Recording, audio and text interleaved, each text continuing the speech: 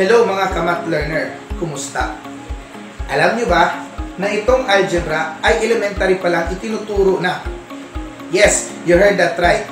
Dito sa Math Learning with Sir Ash, ipapakita ko sa inyo ang mga basic at paano ba itinuro ang algebra noong kayo ay nasa elementary pa lang at paano ito hinasa pagdating ninyo sa high school. At syempre, yung mga iba nating mga mag-aaral dyan sa higher level na wala masyadong matigas na foundation about sa algebra, well, makinig kayo sa discussion na ito dahil lahat ng basic at mga techniques para gumaling ka sa algebra ay ituturo ko. So sit back, relax, and bago tayo magsimula, kindly subscribe this channel.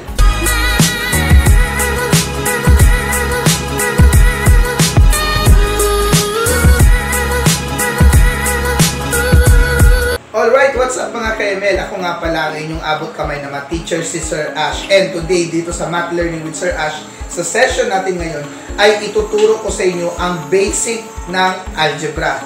Ang tanong, Sir Ash, pakisagot naman sa sinabi mo kanina, paano ba itinuro sa amin ang algebra noong kami ay nasa elementary pa lamang? Okay, let's consider one example. Noong una, nung nasa kinder or grade 1 or grade 2 pa lang kayo, binibigay ng teacher, let's say, 2 plus box equals 7. Tama? Familiar? Yes. Ang tinatanong ng teacher sa inyo, class, ano dapat ang number sa loob ng box para maging tama ang ibibigay? Alright, very good. That is 5. So, 2 plus 5, that is 7. Tumpak. Tama? Pagdating nyo sa higher level konti ng elementary, let's say, grade 5 and grade 6, itong box naging 2 plus n equals 7. Now, pagdating sa level na ito, ang tanong ng teacher, ito na. Class, what should be the value of n in order for the equation to be true? Tama? Or sa Tagalog, ano dapat ang value ni n para maging tamang equation? So, ganun pa rin, ang sagot ay 5 kasi 2 plus 5 is equal to 7. Now, dito sa high school, dumating na sa punto ang paggamit ng x. Naging 2 plus x equals 7. And the concept is still the same.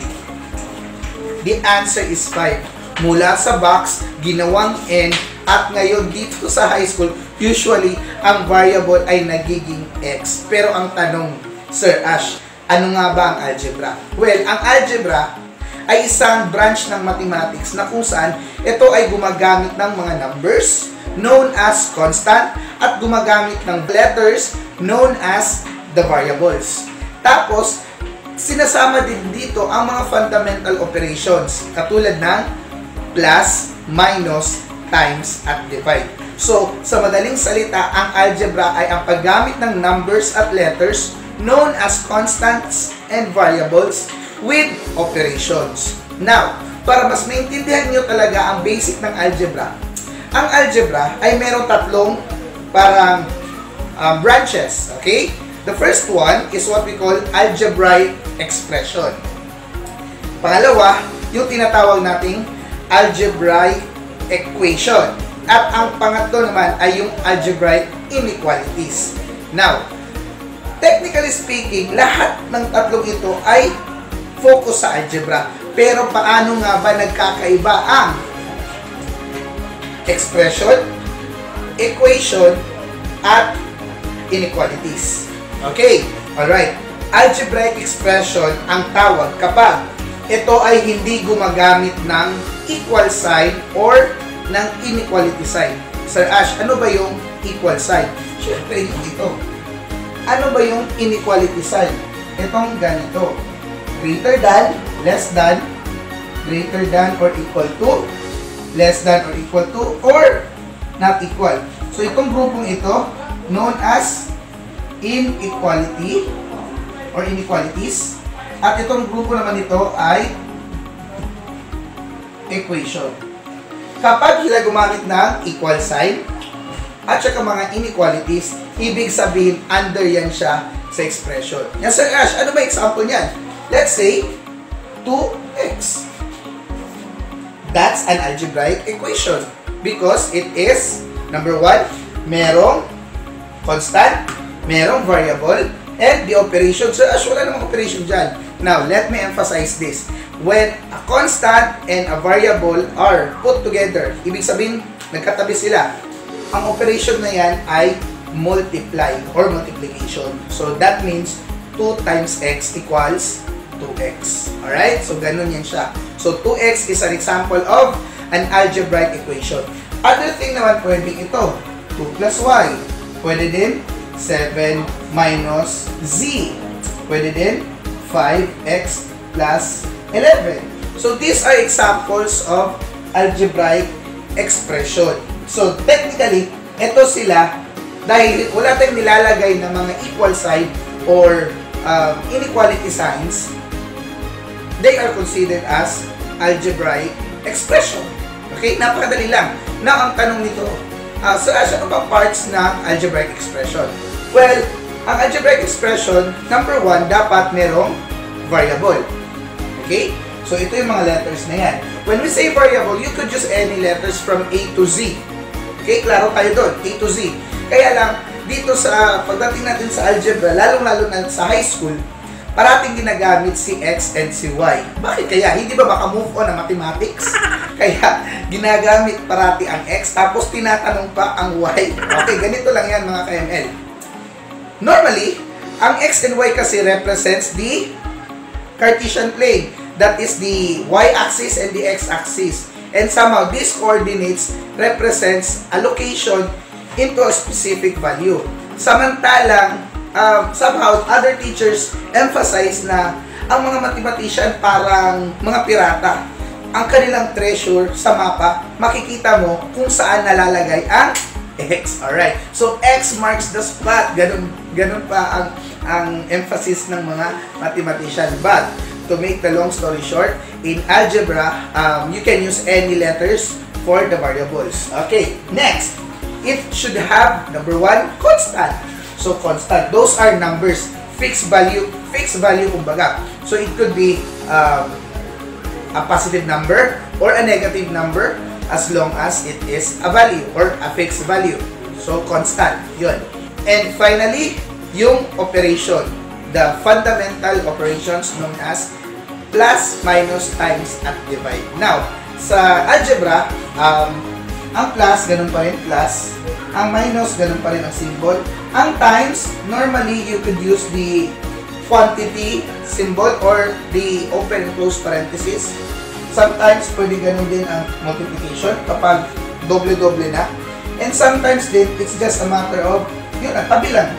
Just beside each other. Okay?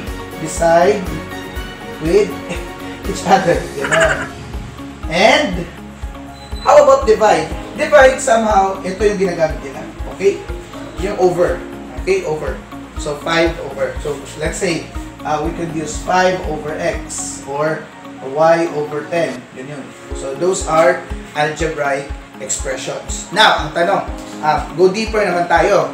Sir Ash, paano ba ano ba mga parts ng algebra or basics ng algebraic expression? Now, algebraic expression, then go deeper ito kapag we are discussing the topic of polynomials. But somehow, I plan in Math Learning with Sir Ash, I plan to make a different topic about this one kasi somehow meron isa sa mga nag-comment sa atin dito sa ating channel na Sir Ash, patulong naman kung pwede makadiscuss tayo ng algebraic expression na kung saan we can add, we can subtract, minus, times, and divide. However, the concept of the operation is under the topic polynomials. So, what we can do in algebraic expression, in more emphasis is to evaluate. Okay, to evaluate. So, Ash, paano ba mag-evaluate? Okay, ganito yan. So, paano ba yun? Ganito yan siya. So, algebraic expression na tayo. Now, paano ba mag-evaluate ng isang algebraic expression? Let's say we have 3x minus 2. Kung titingnan natin, hindi na natin ito masisimplify pa. Bakit? Rule sa expression is that you cannot simplify unlike terms. So, Sir Ash, what do you mean by unlike terms? hindi magkapareho ng terms. Terms are this one, the first term and the second term. Terms are being separated with a plus and a minus. So therefore, in terms of talking about terms, kung ilang terms ang pinag-uusapan natin, this is one term. Kasi wala tayong plus at minus. This is two terms. Kasi may isang grupo at hinahati ng plus. Ito naman, three terms. And so on and so forth. Now, technically, when we talk about terms, ito na siya, magiging under ito ng topic na polynomial. So much for that. I will be making videos about that. So don't you worry mga ka-ML. Now, itong dalawa, hindi natin simplify kasi hindi sila pareho ng terms. Unlike terms, kumbaga. Pwede mo lang silang pagsamahin kapag pareho sila. For example, 4x plus 7x. So, sa mas madaling analysis nito, meron kang 4 na x at meron kang 7x, ilang x lahat. Okay, ganun lang simple yun. So, may 4 na x, meron kang 7x, so meron kang 11x lahat. Now, itong ginawa natin ngayon is not anymore an expression. It is an algebraic equation. Okay? Equation kasi gumamit na tayo ng equals. Pero, kapag ikaw, ito 4x plus 7x, tapos sinimplify mo lang, ginawa mong 11x, this one separately is an algebraic expression. This one is also an algebraic expression. So, kapag pinagsama mo na silang dalawa, in-equate mo na silang dalawa, that is the time that it will become an algebraic equation. What? Okay, now, balik tayo kanina. Sir, as sinabi mo about evaluation, paano ba mag-evaluate ng isang algebraic expression? Now, sa algebraic expression, when we say evaluation, maglalagay ka or mag-a-assign ka ng isang value ng isang variable. So, example, we have 5x squared plus 7x minus 2. Tapos, evaluate this expression if x is equal to 2. So, paano yan? Ganito lang, when we say evaluate, we just use substitution. We substitute the variable into that assigned value and then you put it in your expression and then simplify. Example, ito. So, itong x natin ngayon, papalitan natin ng 2. Ito siya, papalitan natin ng 2. So, therefore, copy lang natin ang mga constants natin. So, si x, this will become 2 squared. Okay? Plus 7 times 2 minus 2. Now, as you can see, hindi nagbago. Okay? Ang mga coefficient. Coefficient ang tawag sa number na katabi ng variable. Okay? Coefficient. Now, hindi nagbago ang mga coefficient natin at yung mga operations. Ang pinalitan ang talaga natin ay yung value ng x natin into the value of 2. So, when we simplify or when we evaluate this expression, ang technique dito ay ito.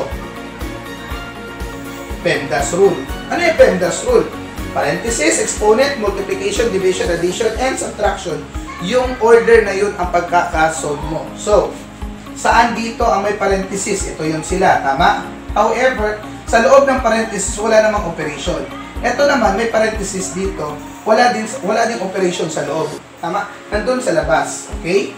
Next, let's move on. Exponent. Dito, may exponent tayo, which is 2. When you say exponent, it means you multiply it by itself or the base. So, ang base ng 2 dito ay yung 2 dito. So, therefore, we multiply it by itself. So, 2 times 2 yan. So, magiging 5 times 4 plus 7 times 2 minus 2. Okay, tapos na tayo sa exponent. Now, we go with the multiplication. May multiplication ba dito? Tulad nga ng sabi ko kanina, ang multiplication ay hindi gumagamit ng x as the operation. Instead, it uses the parenthesis or the bracket or yung pwede tuldok. Okay, so this is multiply, this is multiply. So we can solve this one. 5 times 4, that is 20. 7 times 2, that would be 14 minus 2. Okay, next. Division, walang division. So, let's move on. Addition, A. So, addition, ito yon. So, 20 plus 4, that would give us 34 minus 2. And finally, subtraction, 34 minus 2, that is 32. So, therefore, if we want to evaluate 5x squared plus 7x minus 2 such that the value of x is equal to 2, then we can say that the value or the evaluated value is 32. Alright, ganun lang kadali mga ka-math. So, as you can see, pinakita ko na sa inyo ang technique na kung saan mag-i-evaluate lang tayo. Now, somehow, Sir Ash, pwede ka ba magpakita sa amin ng isang simplification or simplifying algebraic expression? Pwede naman. So, I'll just give you another example. Okay. How about this one? Let's say, 7x plus 4y plus 2x minus 3y minus 4x plus 3y. Yan. Ay, sorry. Now, we will simplify this expression. Napakahaba, tama? Ang daming terms. Now, when we simplify, always remember, combine like terms. So, when we say combine like terms, pagsamahin ang may mga x, pagsamahin ang may mga y, pagsamahin ang solo flight at walang katabing variable. So, ganun na kadali. Okay. And then, you just follow the operation kung ano yung katabi nila. Okay. So, here, can we add them? Hindi. So, we can just put them directly. Can we add them? Hindi din. So, we can just put it directly. Can we add them? Hindi din. So, we can just put it directly. So, Ash, tapos na ba po? Hindi pa po. Kasi, ang daming magkaparehong x at ang daming may kaparehong y. So, sino magkakasama nito? Ito si 7x. Ito si 2x. At ito si 4x. Now, what operation should we follow? Ganito lang kadali yan. 7x plus 2x minus 4x. Yes? So, that is 7 plus 2, 9. 9 minus 4, that is 5. Positive 5x. So, we put 5x.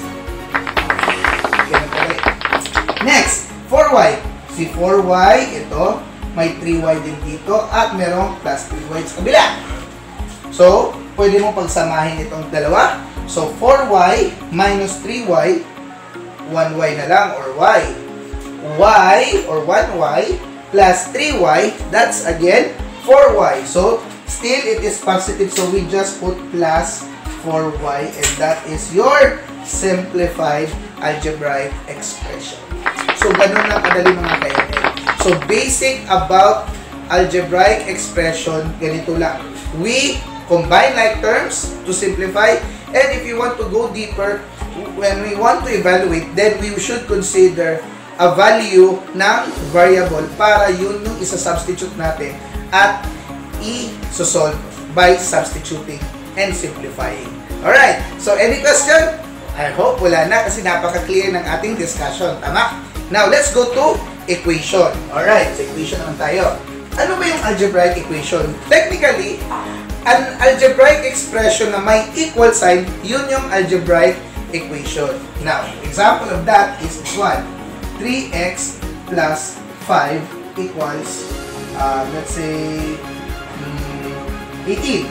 Yan. So, if we want to know whether this is an algebraic equation or expression or inequality, syempre ito natitingnan mo.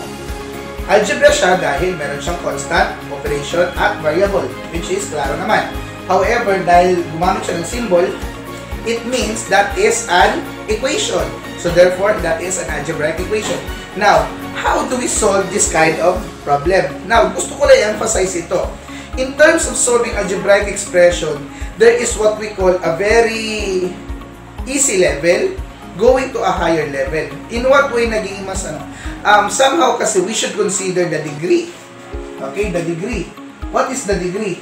The degree is the highest exponent of the variable. So, as we can see, wala naman tayong nakikitang exponent dito, but there is one here. Okay? Understood yan siya na pag meron ka makitang letter, meron yung automatic na exponent na 1. Pero hindi lang natin sinusulat kasi it's already universal information na kapag ang isang variable walang exponent, understood, meron siyang exponent na 1 din. Merong invisible 1. So, habang umaakyat ang degree, it could be to the power of 2, to the power of 3, to the power of 4, to the power of 5, nagiging mas challenging ang question. No? Somehow, if you could still remember our topic in quadratic equation, yung x squared, yung ax squared plus bx plus c na form, or kapag in-apply yun siya sa isang equation, number x squared plus number x squared, number x tapos plus a number equals a value or a 0. Now, that kind of example is under dito sa topic ng algebra. Okay? Yung sa quadratic equation. Tapos nag-discuss din tayo ng quadratic inequalities. Those times we are already talking about algebra. But since this is the time when we are talking about basic of algebra, now how do we solve this one? Technically, you just need to isolate the value of the variable. So, lahat ng mga constant at lahat ng coefficient, ililipat mo sa kabila. Okay? By considering the opposite of them. So, ang ending lang dapat is that titigil lang tayo kapag x equals na. Okay? X equals. So, ibig sabihin, we already extract the value of x. Ang tanong paano? Now, ganito lang yan. Siyempre, dito sa left side ng ating equation, meron tayong 3 at meron tayong 5, plus 5. Tama? Ang gagawin natin, ililipat natin yan sa kabila lahat hanggang sa x na lang ang tira. Paano? So, let's start with the other term. Okay? The plus 5. So, for us to eliminate this one and it will go back there are two ways. Okay? There are two ways. The first one is by using the additive property, or you add the opposite of that number, and then by the left and you add the opposite of that number to the left and the right side of the equation for it to be balanced. Somehow hindi ko masyadong ginagamit yun kasi it would be time consuming and nakakasayang yun siya ng ink sa ballpen. But somehow sa libro ni Gladys Nivera, yung paboritong libro ko na ginagamit sa mathematics, masyadong well discussed at saka step by step talaga. Ito, pwede na tayong gumamit ng tinatawag nating transposition, or we transpose the term. So, ito siya, itatranspose natin sa kabila, and that will become 3x equals si plus 5 malilipat sa kabila. So, si plus 5 magiging minus 5. Now, the technique in transposing is that when a positive number transfer or transpose to the other side of the equation, the positive becomes negative, the negative becomes positive. So, ganun na ang simple concept nun. So, kung plus 5 ito, pag lumipat sa kabila, minus 5. Kung minus 5 ito, pag lumipat sa kabila, plus 5. Ganun lang kasimple. Ganun din kapag ito, ililipat dito sa kabila. Every time they transpose. When we say transpose, bale, dadaan sila sa equal sign. Every time they transfer, or dadaan sa equal sign, mag-iiba ang sign nila. Okay? So, ganun. So, 18 minus 5. So, we have 3x. Simplify lang natin to. That will be ilan? 13. Okay, 13. Now, since meron pa tayong number dito, what we will do is, this is multiplication, tama? Now, as what I told you earlier, sabi ko, we just consider the opposite of those operations in order for them to be transferred. So, ito bang operation ng 3x? Okay. Wala tayong nakikita plus, wala tayong nakikita minus. Pero kapag magkatabi, ano ibig sabihin? Okay, very good. That is multiply. So, ano ba kabaliktaran ng multiply? We divide. So, therefore, we divide both sides by yung number na gusto mong lumipat. And that is 3. So, we divide both sides by 3 such that this will be cancelled out. Alright? So, kaya ang matitira, x na lang. Tama. Now, anong gagawin natin dito sa left? Sa right side ng ating equation? Well, we simplified. But if we cannot simplify, then we just need to copy. Question is, 13 divided by 3. Pwede ba i-divide ng 3 si 13? Alright, hindi. Kasi merong remainder na lalabas. So therefore, huwag mo lang pahirapan ang sarili mo. Kung hindi ma-divide, huwag mong pilitin. Alright, so ganun lang. So 13 over 3, and that is your final answer. Now, question. Sir Ash, pwede pala magkaroon ng sagot na fraction? Yes, because a fraction is considered a number. It is a rational number. Alright.